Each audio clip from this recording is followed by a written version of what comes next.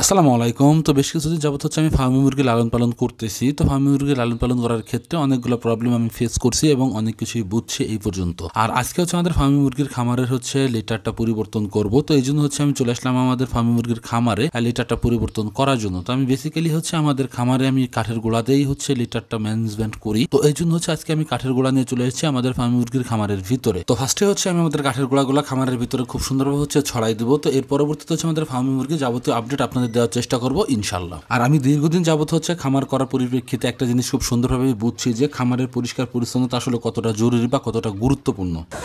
আসসালামু আলাইকুম। তো আমাদের এই ফার্মি শেডটা আপনারা এর আগেও দেখছেন, আমি এর আগেও কয়েকবার এখানে শেডটা দেখাইছি। আমাদের এখানে কতগুলো মুরগি আছে বা কীভাবে আমি লালন পালন করতেছি।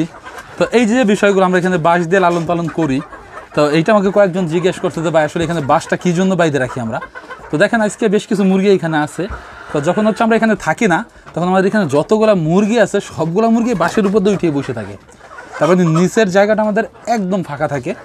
এই ক্ষেত্রে দেখা গেছে কি যে মুরগির জায়গাটা অনেক ফাঁকা থাকে এবং মুরগি অনেক স্পেস পায়। সেই জন্য বাঁশগুলো আমরা এখানে বাইরে দিই।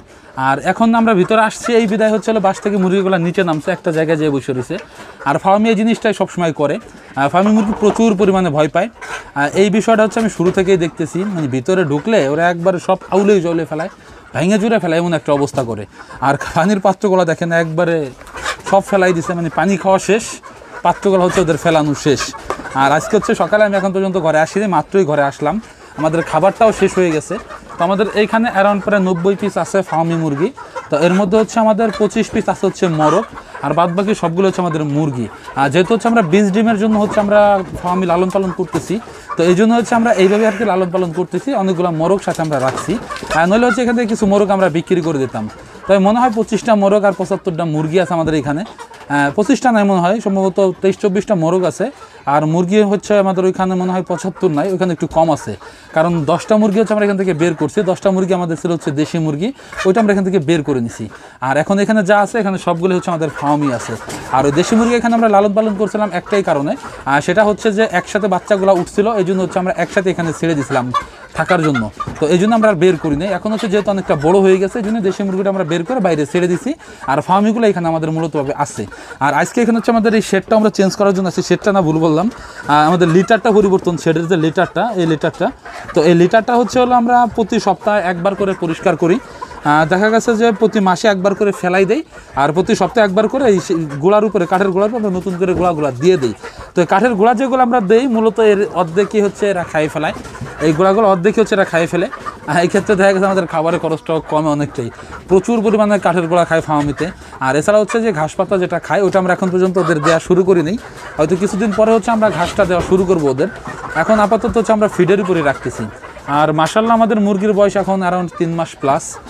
হয়তো আমি 1 থেকে 1.5 মাসের ভিতরে হচ্ছে এদের থেকে আমি ডিমটা আশা করতেছি। হয়তো 1-1.5 মাসের মধ্যেই ইনশাল্লাহ আমি ডিমটা এখানে পেয়ে যাবো ওদের, এমন একটা আশাবাদী আমি আর কি।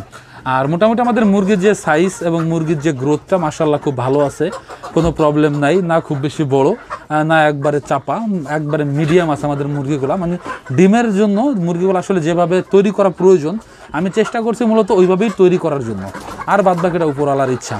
আর এখানে হচ্ছে আমাদের মোটামুটি শেডের যে কাঠের গোড়াগুলো দিব, গোড়াগুলো আমাদের মোটামুটি এখানে প্রায় দেওয়া শেষ। আর এখন হচ্ছে পানিটা দিতে হবে আর খাবারটা দিতে হবে। তো আমাদের আজকে হচ্ছে ফার্মের ঘরের এই কাজ। আর প্রতিদিন হচ্ছে আমি একবার করে খাবার দিই ফার্মের ঘরে।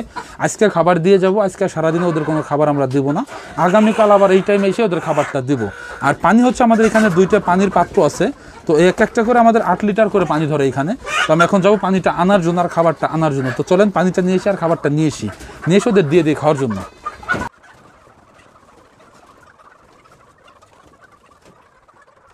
আর আমি প্রতিদিনই হচ্ছে খুব ফ্রেশ একটা পানি আমাদের খামারে দেওয়ার চেষ্টা করি। আমি প্রতিদিন কষ্ট করে হলেও এখান থেকে পানিটা প্রতিদিন একবার করে পরিবর্তন করে দেই। এমন অবস্থা যে পানি থেকে গেলে হচ্ছে আমি পানিটা ফেলাই দিই হচ্ছে পরবর্তীতে নতুন করে পানি প্রতিদিন একবার করে দিয়ে দিই। এছাড়া হচ্ছে আমি যখন পানিটা পরিবর্তন করি তখন হচ্ছে পানির যে পাত্রগুলো থাকে, পাত্রগুলো হচ্ছে আমি খুব সুন্দরভাবে হচ্ছে পরিষ্কার করে নিই। প্রতিদিন এই কাজটা আমি করি, এতে করে হচ্ছে পাত্রগুলো একদম সুন্দর, একদম ফ্রেশ থাকে। আর পানিটা হচ্ছে দিলে পরে মুরগিটা খুব সুন্দর হচ্ছে পানিটা খায়। আর ভিতরে যদি ময়লা টলা থাকে তাহলে মুরগিতে পানিটা আসলে খাইতে চায় না, অনেকটা প্রবলেম হয়। আর এছাড়া হচ্ছে আমাদের মুরগির হচ্ছে ভ্যাকসিন ট্যাকসিন যে বিষয়গুলো ছিল সেটা হচ্ছে মোটামুটি আমাদের এখন পর্যন্ত শেষ। আর এছাড়া হচ্ছে আমাদের বেশ কয়েকটা কোর্স আমাদের করাইতে হবে, যেমন কৃমির একটা ডোজ আমাদের কিছুদিনের ভিতরে আমরা শুরু করবো। আর যেহেতু মুরগি ডিমের উপরে চলে আসবে খুব অল্প সময়ের মধ্যে, এই জন্য হচ্ছে এই বিষয়গুলো আমাদের অতি দ্রুত করে নেওয়াটাই উত্তম জরুরি একটা কাজ বলে আমার মনে হচ্ছে। আর যেহেতু আমাদের পানির ব্যবস্থাটা আমাদের অটোমেটিকলি এভাবে করা হয় না এখনো, যেহেতু আমরা অল্প কিছু সংখ্যক মুরগির লালন পালন করতেছি, তো এই জন্য হচ্ছে আমরা পানির লাইনটা আসলে এভাবে করি নাই, অটো ড্রিঙ্কার আমরা ইউজ করি নাই বা নিপল সিস্টেমটা আমরা এখন পর্যন্ত ইউজ করি নাই। তবে ইনশাল্লাহ খুব শীঘ্রই আমরা যদি বড় আকারে খামারটা শুরু করি তাহলে বিষয়টা হচ্ছে আমরা সবার আগে কমপ্লিট করেই হচ্ছে আমরা জিনিসটা করার চেষ্টা করব। আর প্রতিদিন হচ্ছে পানিটা আসলে টানা অনেকটা প্যারার একটা বিষয়। যদি আপনার অটো ড্রিঙ্কার থাকে বা নিপল সিস্টেম করা থাকে তাহলে হচ্ছে সেই ক্ষেত্রে আপনার মনে করেন যে এই ঝামেলাটা অনেকটাই কম অংশে পোহানো লাগবে। এছাড়া হচ্ছে আপনার সময়টা অনেকটা বেঁচে যাবে, আপনি এই সময়টা হচ্ছে আপনার অন্যান্য খামারেও দিতে পারবেন। এই জন্য হচ্ছে জিনিসটা করা সবার জন্য একদমই জরুরি একটা বিষয়। আর যেহেতু গরমের সিজন চলতেছে, তো এই সিজন হচ্ছে প্রচুর পরিমাণে পানির প্রয়োজন হয়। এই জন্য হচ্ছে আমি প্রতিদিন একবার করে পানি দিয়ে দিই। অনেকটা ঝামেলা হয়, দেখা গেছে একবারে পানিটা ফুরে যায় যদি, তাহলে আমরা আবার পুনরায় হচ্ছে পানিটা দিয়ে দিই, এই বিষয়টা হয় আর কি। আর যদি আপনি অটো ড্রিঙ্কার করেন তাহলে এই প্রবলেমটা আপনার ফেস করা লাগবে না, কারণ আপনি একবারই অনেক পরিমাণে পানি দিয়ে রাখতে পারবেন। এতে করে আপনার হচ্ছে পানির ঝামেলাটা অনেকটাই কমে যাবে। আর বর্তমান হচ্ছে আমি যে বিষয়টা আমি করতেছি সেটা হচ্ছে এইভাবে লালন পালন করতেছি, যেহেতু আমাদের অল্প সংখ্যক কিছু মুরগি আছে। আর পরবর্তীতে বাড়াইলে হয়তো আমরা বিষয়টা চিন্তা ভাবনা করে নিব ইনশাল্লাহ। আর